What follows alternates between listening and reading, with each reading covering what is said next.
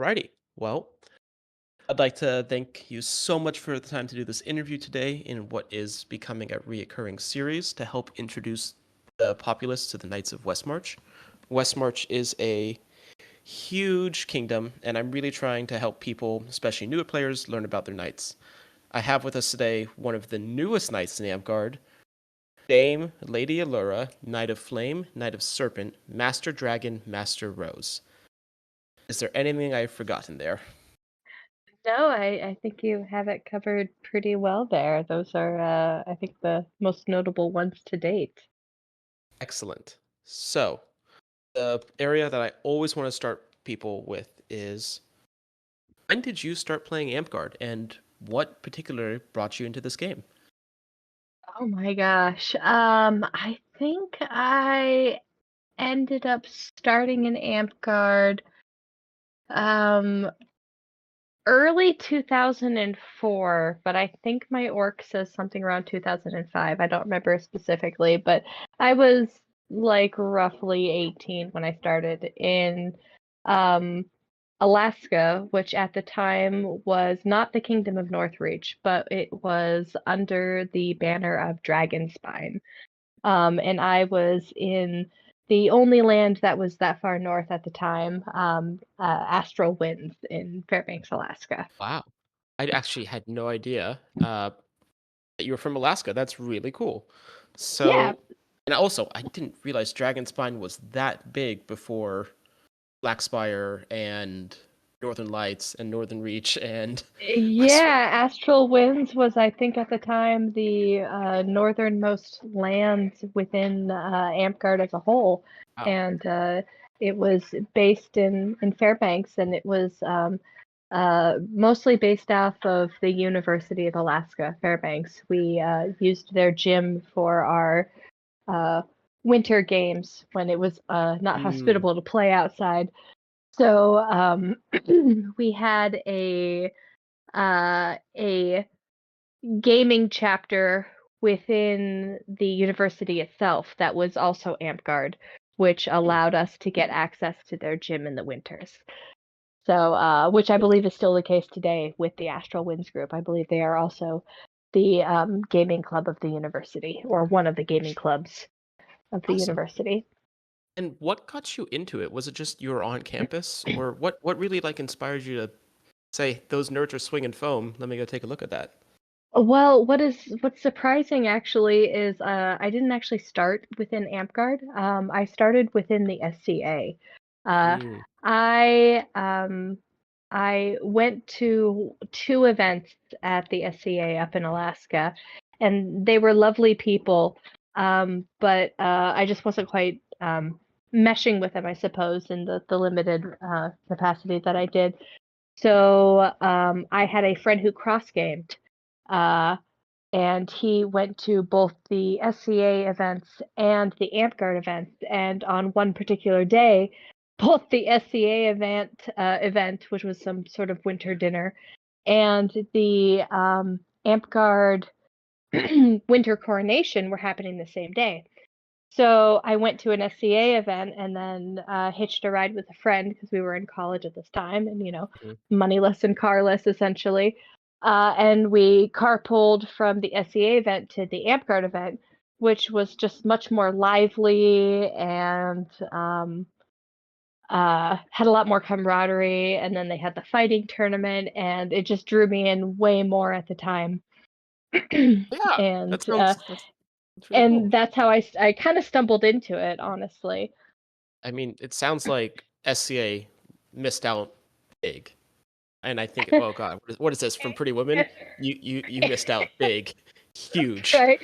It was just a smaller they've grown much more since then, Oh, but it was just I a smaller absolutely. community at the time. Great I'm not. people, but different organization. Oh, I'm And I not liked calling out Alaska SCA. I was just saying I'm really glad that we got you out. So, what kept you? Was this the camaraderie that kept you coming back, the friend, or combination of what? What made you keep coming back to Amtgard? at the time I had a really strong friend circle. We're known within Amtgard in those circles up there, which I mean admittedly was very small. as Zabumafu due to a miscommunication. But I had a really strong friend circle. We all went every weekend. There was like 7 or 8 of us. We were essentially a household. Wow. Um, and then the arts and sciences really kept me, I think, engaged. I did a fair bit of fighting in my younger years, but it was mostly the arts and sciences, the art A&S competitions, the learning, the excuse to learn so many different hobbies and different crafts that I think really kept me engaged and kept me going. I love it. I love that. And I will say that's one of the things I see missing on your org is your households. It actually says 0 households right now. So, Yeah, I was noticing that. Well, Zabumafu wasn't actually technically a household. We were never mhm, in the orc. And I have a household kind of brewing in the works that I've mentioned in the wiki, but yeah, I haven't gone as far as to officially launch it and make it official in the orc. But that's I have totally fair. grand plans in those areas. Well, that's I'm excited to learn a little bit more about it. So, I think then to Alura, we have to ask, how did you pick that name? Oh gosh, how did I pick that name? Um, that was uh I think I was just honestly sitting around with a bunch of friends playing with different sounds that words make, like just really obscure stuff. And I think one of my friends mentioned Allura, and then I think somebody else, I've not confirmed this because it's not a nerddom I'm a member of, but then I think somebody else mentioned that Allura was like the name of Superman's mom or something, and I think it mostly in the end, I really just liked the way it sounded. I don't think there was, necessarily a meaning behind the name.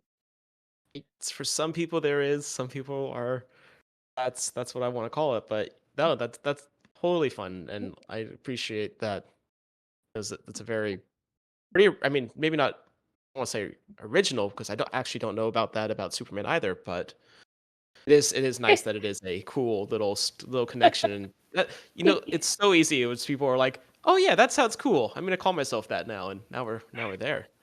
Right, Awesome. it's a very honest answer. I just liked the way it sounded. Yeah. And so you've been playing for about 20 years now, just over, just under, somewhere around there. It Right, looks like, right. but what was that first goal that you had in Amcard? Like when you're like, I remember when I first was reading the rule book, and I think I saw Paragon, and that thought that was pretty cool. Then also like we had some cool knights, and that was always something like those are like I mean, obviously those are two masterhood and knighthood are those are the main goals. But what was your first major goal? That's kind of funny because honestly, to start, I didn't really have goals. And I think that might have contributed to why um knighthood took quote unquote 20 years. Because when I first started doing arts and sciences, um I wasn't necessarily entering it to score high in tournaments. Most of the time when I was entering things, it was to um score for quals, because Oh my gosh, uh, I forgot know, about it's not quals. I know, for our youngins listening on the history here, quals were a requirement we used to have every, at the end of every reign, where in order to hold office, such as monarch or regent or prime minister on a land or kingdom level, you had to pass, not win, but just pass a arts and sciences tournament, I think you which needed involved 7 entries? yeah, you needed 7 items. This was the time where we used to have an award called a Hydra, which was something that you, received for actually entering at least 7 items. Because you can enter arts and sciences and not run for office. You can put in an item to win the tournament or two items to win the tournament. But if you were trying to, yeah, run an office Yeah. position, it was 7 items. Oh, that's Not a requirement we have anymore, which honestly I kind of miss because I felt like it really helped round out officers in knowing both sides of the Amtgard coin, the fighting and the craftsmanship, yeah, really because understanding you also have what to makes fight it. in the tournament. You did have to fight in a tournament, but that was pretty downplayed even in my era. I wasn't a huge fighter. I did fight in a number of tournaments, but it was also pretty common though if you weren't a fighter to choose a champion to fight on your behalf. Mm. Especially if, you were disabled and you couldn't physically fight. Um, so I did fight in a number of tournaments, but there were also a fair number of tournaments, probably the majority of the tournaments. I would tag my champion, and Mhm. this isn't a champion on a kingdom level. This is a champion just on a tournament basis. Basically, I'd be like, "This is me. You're my fighter," and they would fight in my place. And another thing, which I think is another crazy different thing, is I think the winner of the tournament became champion, or one of those tournaments was like that was the way we determined champion, right? Yeah, way, way back in, oh gosh, the old days. V7, those old. Early, yeah, V7, early 2000s. Yeah. And I don't know if they did that at a kingdom level or if it was just the land level, but basically the winner of one of the tournaments became the champion, but that's not the case anymore. Um, So it ended up taking you, yeah, as you said, about 20 years to get to knighthood. But was that like when you finally did get a goal? Was that kind of what you were going for, or was it like let me go for earning my lord, my ladyship, or right. what was it? Well, my orc is also this is a point where my orc needs to be fixed because it's a little confusing. My lady title was actually granted fairly impromptu. I stepped up this is where my timeline's a little fuzzy. I don't remember if I was regent or if I was volunteering to run mid-reign at Astral Winds in Alaska. It was one of those circumstances. But Astral Winds had a tradition of every winter flying up the kingdom monarch of Dragonspine, which was oftentimes Sir Randall or his wife, up to Alaska for their winter mid-reign. So whoever was the winter monarch of Dragonspine during that era would get flown up. That's pretty cool. Um, yeah, we it was really neat. So we would fly him up, and I had been I ran feast for one of our events that he was at, and we had rented out like the university ballroom. Um, and somebody had mentioned to him that I had been local regent and monarch at some point, and then I had done a couple feasts and a fair, and had done this feast where I'd cooked him Hmm. a vegan vegetable stew that he was appreciative of.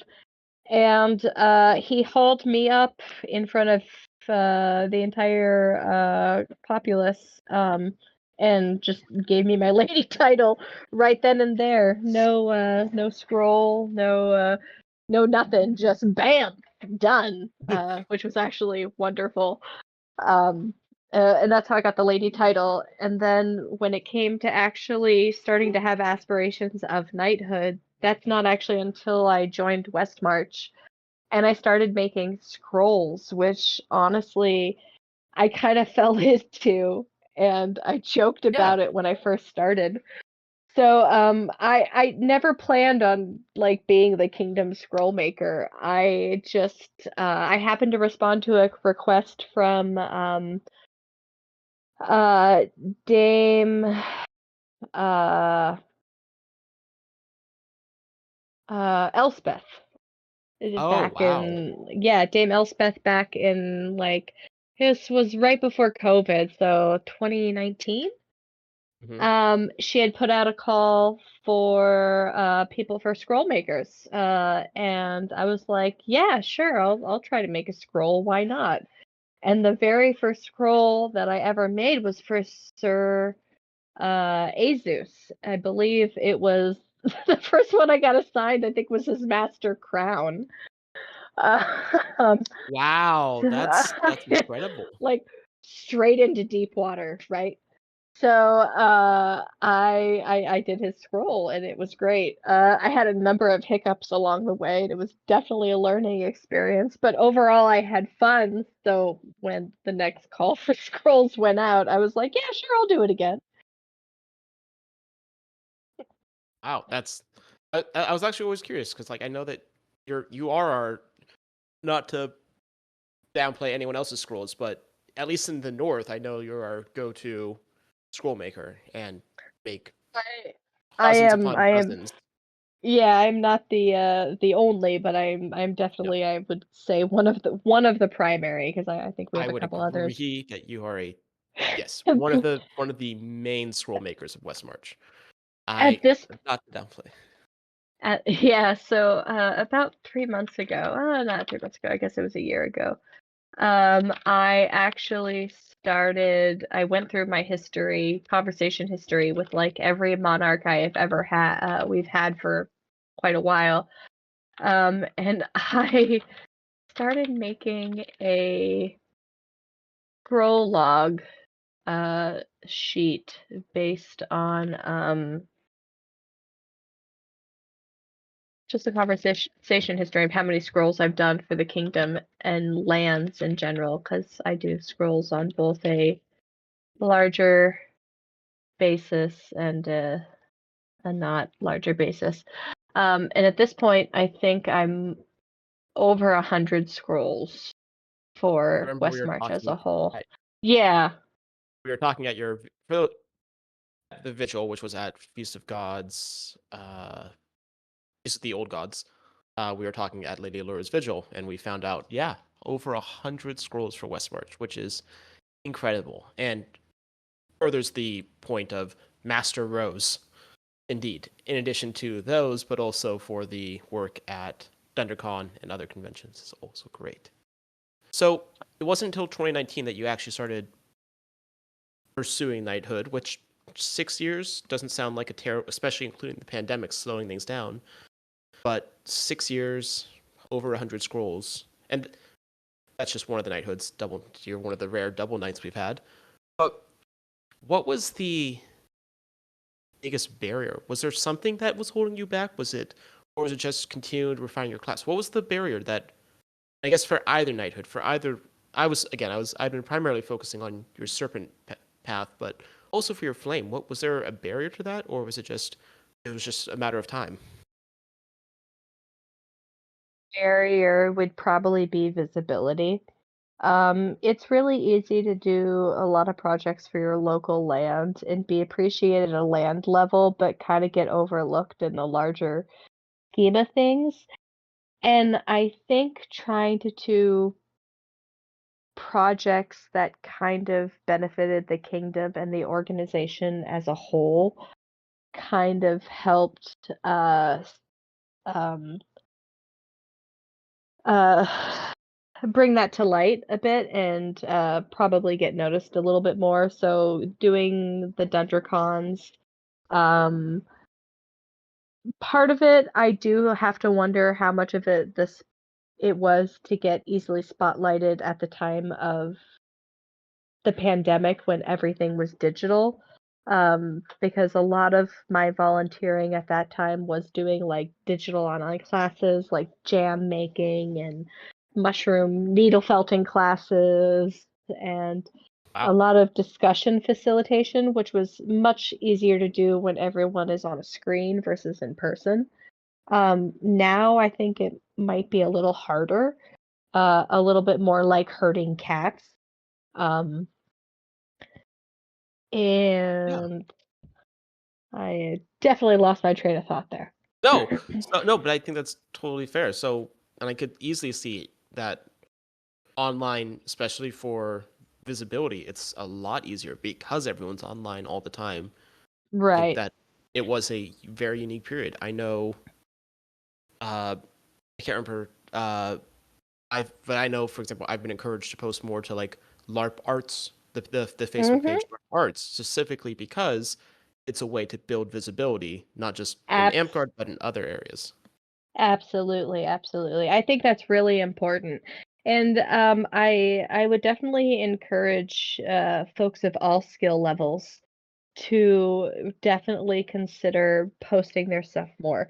Post it, don't be afraid to post it to 3 places minimum, like on a single day. And this isn't an exaggeration. Post to the West March group, post to your Kingdom page, post to your local park page, and then post to your favorite LARP art style-esque page, whether it's actually LARP arts or it's the other AmpGuard ANS page that's name is currently escaping me that's popular. But don't Wait, is be there another afraid to one? post. Okay, Well, it's wait, there used to be. It also might have been the one that renamed. I'd have to go back and I double think I check. remember this one because when I was speaking to Suratano, as they were encouraging me to build this kind of reputation to gain visibility, the page that they were telling me about no longer exists, but LARP Arts still does. Right. And I'm pretty sure LARP Arts is the new name for the page mhm, they are they are. considering because Yep. uh that's um because they renamed a while back and Yeah. I'm pretty sure that's the same page. But post there and then also post on Discord, right? But don't be afraid to post for a number of reasons. One, the only improves your visibility. It also really opens a pathway for a conversation for people who are in the same craft to give you feedback, to give you advice. And I would hope that the folks giving advice could do it in a constructive manner. That's a whole different topic. But there's a lot of knowledge in our game that people don't necessarily know that they have access to until they start posting these things in open forums.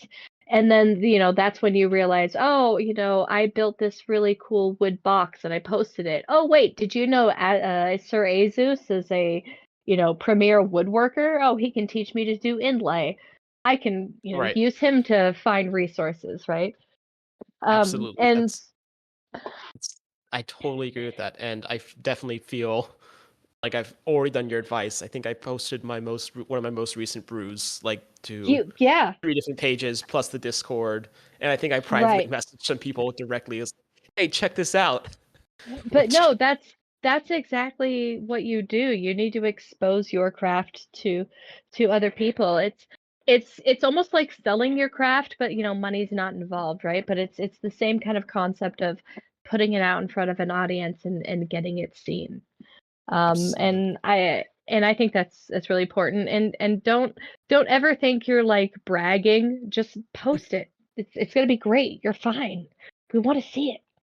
absolutely, and these are all huge things. So, and again, I think you were the very first person to get double melted at the same event, which is obviously a huge accomplishment for you. And I'm hoping that there's more to do. Speaking of, you hit the double belt. You've got a lot going on. You're still doing a lot of scroll works. What are you working on now? Is there or what goal do you have from here?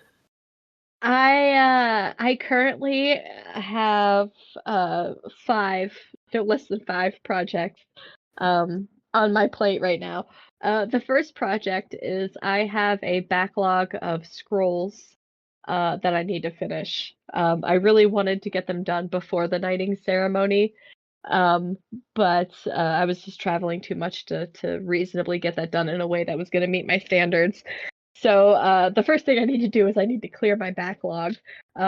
Also, artists, don't be afraid to have a backlog. Just make sure you're not keeping people on the hook for too long. Um, and to the point, if it gets overwhelming, then your backlog's too long and shorten it the following round, is my advice.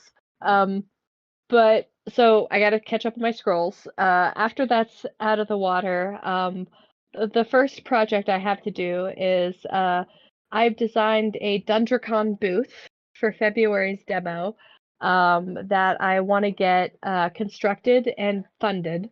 So I'm probably going to do a little bit of fundraising in the future after I get the booth fully priced out. Um, and I want to get the Dendrocon booth done. The second project that I'm working on is, or the third, I suppose. I'm actually trying to focus on creating my own household for the first time in a while. Yeah, so I am working on creating a household and a belt line and a camp for camping events and things of that Wow, nature that I'm really excited about. Yeah. Um, excellent.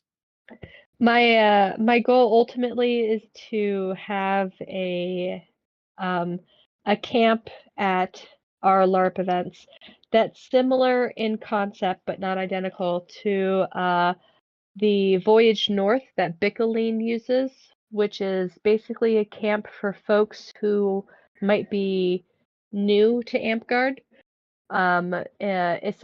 Traveling Airbnb is almost the best good way to describe it. Um, so if you don't, if you're a first time attendee or you're flying in for an event, you don't want to pack a tent, you don't want to pack your sleeping bag, maybe you don't even want garb and you're okay using loner garb or loner weapons, right? Um, I would hopefully have a nice thematic tent for you to stay in and loaner weapons and feed you breakfast. And the rest of, the meals would be on the meal plan or something similar. Um, and just a nice welcoming space for the weary traveler to rest Oh, and rise inspired. that would be so amazing. That'd be. I don't think I've seen a ton of. I don't think I've really seen a lot of people do that. So that's really cool to Yeah, see. the only event that I've really kind of seen it get close to is what they do at Bickeline, and I really admire that event in general, and I think we could learn a lot from it. So I'm excited to eventually work my way into channeling a little bit of that. And I know that you don't have. I know at least nowadays not as much time on the battlefield, but you have a highlight from a particular battle game. Oh my gosh, highlight from a particular battle game. Well, the one that immediately comes to mind is a game back in Alaska in the winter at Astral Winds when we were playing in the gym. And a friend of mine in lore had some sort of, oh gosh, this might be hard for me to remember the exact details. RP wise, we had some sort of truce we got backed into that we didn't want to violate. Mm. Um, and it was between some factions or something. So a girlfriend and I walked to the middle of this battlefield, dramatically laid out a circle of protection and just sat in it in the middle of the battlefield for the entire game. Interesting. And oh, and if I correct me if I'm wrong, but during V7, Circle Protection had physical components. You had to like actually Yeah, like we draw. physically had to lay out a barrier, a giant circle of cloth to sit in. That is That's exactly right. that's good. And earlier editions of Amcard for those newer players had some more role play elements. They still exist in Oh the handbook, yeah. but outside of like maybe a quest day, like I can barely remember like, oh, you can pick an ability to like find traps or detect magic, and it Right. just doesn't come up in battle games as much anymore. Not that that's You a bad know, thing, but and then spells with spell components of having to eat grass. didn't you, if you were like playing scout, didn't you actually have to like bandage yourself if you were like needed to Yep, heal? yep. Yeah. So people So carried which actually I really do miss because I thought it was cool. People came up with really creative healer kits that had bandages strapped to them, and then a few folks even went as far as to they didn't want to carry an actual bone saw on the field that's for fair. obvious reasons. So they cast it in expanding foam and then That's sewed so it cool. to yeah, and then sewed it to like a belt like favor thing. So they were carrying healer's tools and Mhm. bandages, and the bandages they would pull off of their belt pouch and like wrap themselves in.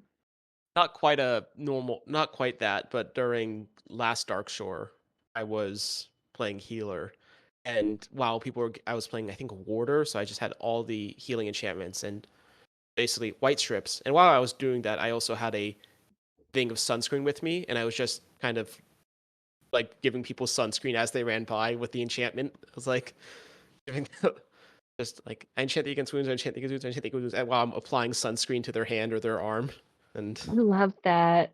it I was love great. that. One of the things we used to have, or we had in Dragonspine at the time when it was back in Astral Winds, was we had guild masters. So Yeah. every class had a guild master that was an elected position. So like the monks would have a guild master, the Mhm. wizards would have a guild master, the healers would have a guild master, so on and so forth. And Were one you of the guys things doing I levels? always we did have, I'm sorry, levels? Sorry, I didn't mean to interrupt you. But I was going to say the guildmaster ran the level tests, right? Yeah, and then we ran the level tests, exactly. That's And then we yeah. would have guild wars. So like one day it would be all the classes battled against each other. That Um, sounds cool and it horribly balanced. horribly balanced. I mean, I don't even know if they still do it anymore with the new rules, to be fair. Um, but It's ve- uh, we had a great time doing it. But one of the things I always wanted to do, and I never ended up until a couple of years ago actually putting credits in healer. But what I thought would be a really cool approach would be like every guild master bringing some real world skill knowledge into their class. Mhm. And the logistics I had never figured out. Like, you know, you had to sign in as that class like a certain amount of time per Mhm. month or whatever the requirements were. But like for healers, like I wanted to bring in a Red Cross person and get everybody CPR certified. Oh, that For would be bards, I wanted to bring in like a single penny whistle lesson, you know, or how to play a recorder. You know, just every class I wanted just some basic, I guess, real world ish skill to like bring to the bring to the class and flavor wise. But so. that How are is you a going? I'd like you to tell me how are you going to teach me to fight after death? I would like the lesson in how to. that I have no idea. So That you might take be a better question. you take the adrenaline straight to the heart, and now you got about 60 seconds. We're gonna have you sign a waiver and Yeah, maybe an a additional release of waiver. liability right beforehand. Exactly. It's a It'll be really fun. it's a really spicy battle game. Uh, and Yeah. as you were saying, you are looking at building out kind of your a new household and a belted line. And I know you have I think at least one person in your belted line. But what else do you look for in people who are trying to become belted by you, either as an at arms, a page, or a squire, or now a squire? Well, you know, the structure and process, ritual, whatever you want to call it, of the Beltline. I'm still trying to necessarily figure out, but I can tell you like the two main things that I maybe I look for three things honestly. When I'm looking for somebody to join my household or my Beltline, I'm really looking for a strong interest in arts and sciences. Um, you don't have to be a jack of all trades and multidiscipline person, like I feel like I am some days. You know, if it's something simple like, you know, mead making or scroll making or playing music, mostly just a healthy love for arts and sciences is one of the things I look for. And also a healthy dose of service specifically in the realm of making our game a really welcoming space for people and introducing folks to the game, you know. So like demoing, that's one of the reasons I love demoing. And things like the my camp, household camp, when it ever gets off the ground, um, things of the nature. And the biggest, maybe the most important thing I actually think of, look for is folks with the ability to be wrong and look at things from different angles. Wow. Those are kind of my my requirements, and I know that third one is kind of out of left field. No, it's so important, and again, part of the reason why I do this podcast is because I feel like there's a lot of discrepancy. There's a lot of factions and camps being formed, and I would like to see less of those, or at least people be able to communicate across the party lines. Agreed. Uh, Yeah, I relate to that to the point where like I'm legitimately like looking at resources for conflict management and conversation facilitation. Like I think yeah, that's actually that might be a far more important skill than I think a lot of people put into their handbook, so to speak. absolutely. And I'm hoping again through this podcast, people will look to Knights as a hopeful resource of people who can be people who are going to be able to communicate and kind of facilitate good discussions. Ab- And I hope that Absolutely. is happen. I Awesome. I think every knight in our circle has something to share and something to learn from, and has some mentorship to absorb, so to speak.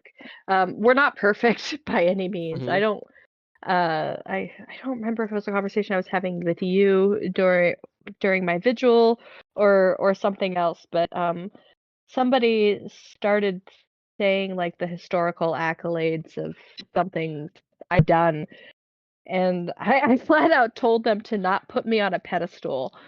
Um, and I think that is something important to remember, is that knights, we're all players once, and we have vices, and we have things, good qualities and bad qualities, and there's something to learn from each of us. But I think putting any of us on a pedestal is just gonna be a recipe for um, disrupted expectations and hurt feelings, Hmm. And if that you makes actually started. sense. No, you definitely have, and you've started to address one of my final questions, which is, especially now that you have you're in the inner circle. What does knighthood mean?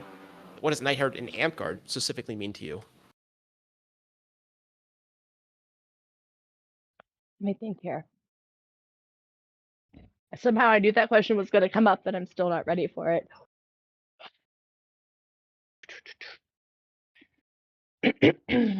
Hmm. Primarily to me personally, and I want to acknowledge that not every knight is going to view this.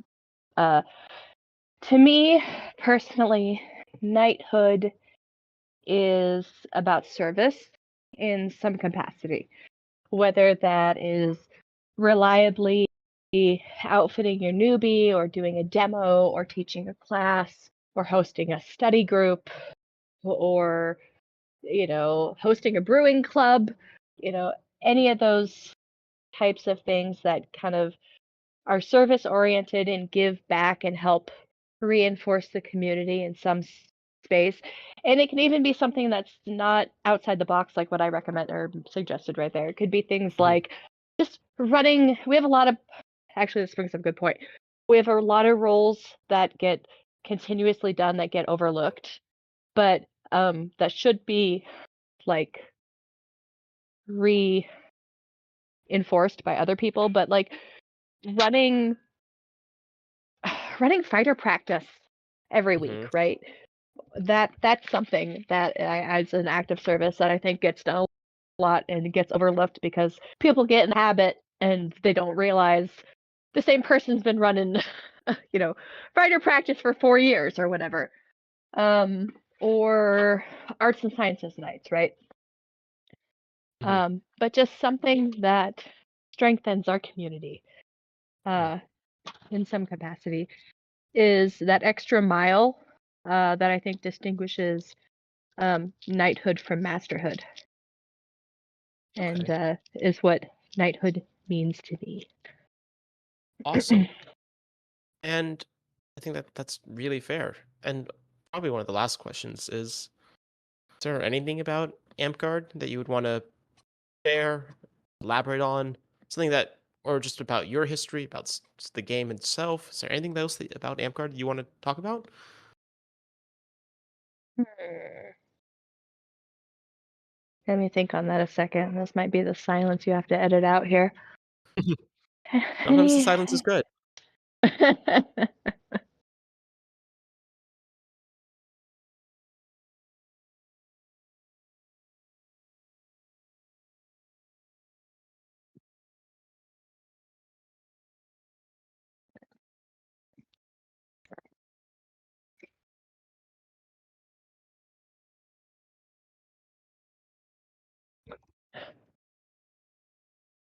Okay. Let me You got think. something?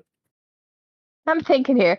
So, like, the first thing that comes to mind might actually be considered controversial. So I'm trying to. Oh. It might be a hot take. um, let's see here. What this? It might be. All right. I'm gonna preface this with I'm gonna make these comments, but I want to uh reserve the right to retract them Mhm. a little bit later because I'm afraid the wording's not gonna come out right. So let me get this out first. I I just don't want to rock any boats, right? So when it uh, uh hmm. So for some reason I held to talk about actually in the recruitment space and the and this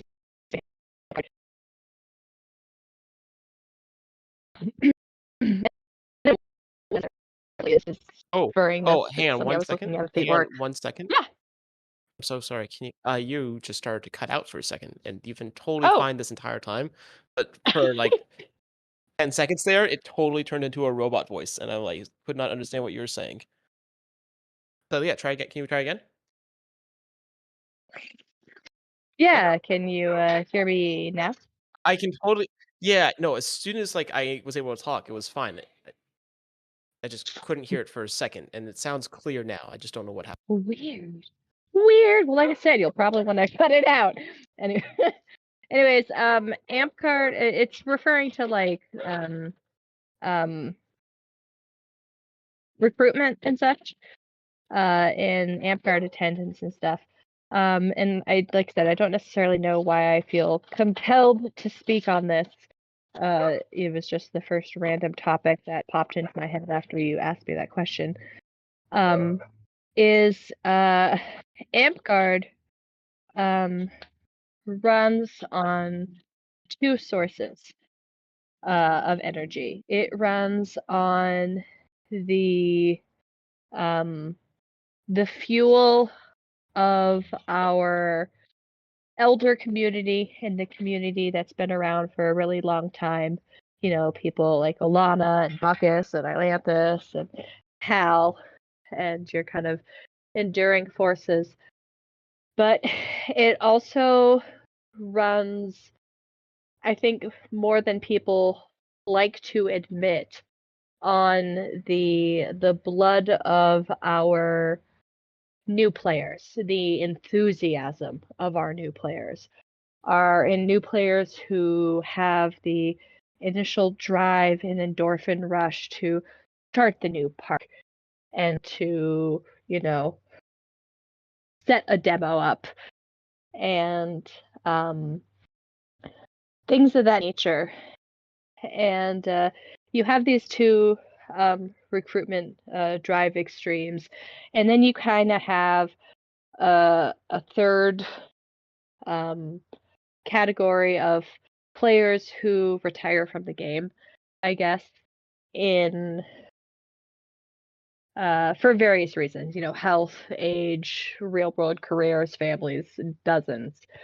Um, so I think one of the things the message that I'm rambling and trying to get to is for new folks that are worried about recruitment and attendance and start looking at things like org snapshots and data and stuff. It's really easy to look at an image and go, hey, our attendance is falling, numbers are declining, uh, which could be valid in, a short term.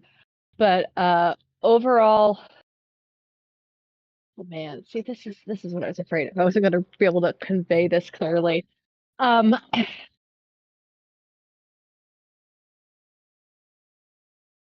trying to figure out like how to like philosophically like TLDR this.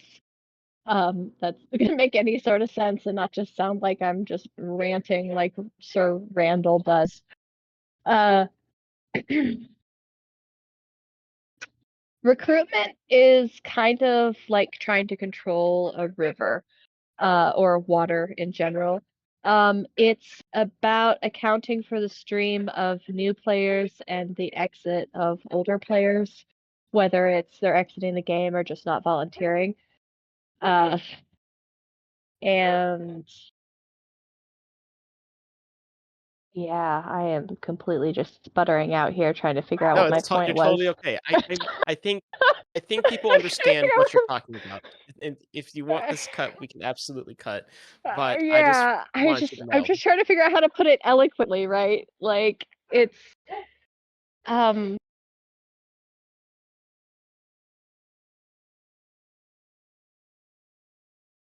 down to Mhm.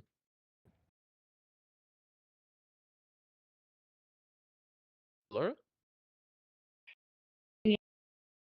in new energy, be mentored by the steady energy, and to not get discouraged by dips in population and dips and to take it as the game is dying and simply taking it as a dam in the water upstream, because you kind of have to constantly um constantly advertise to truly have a healthy group.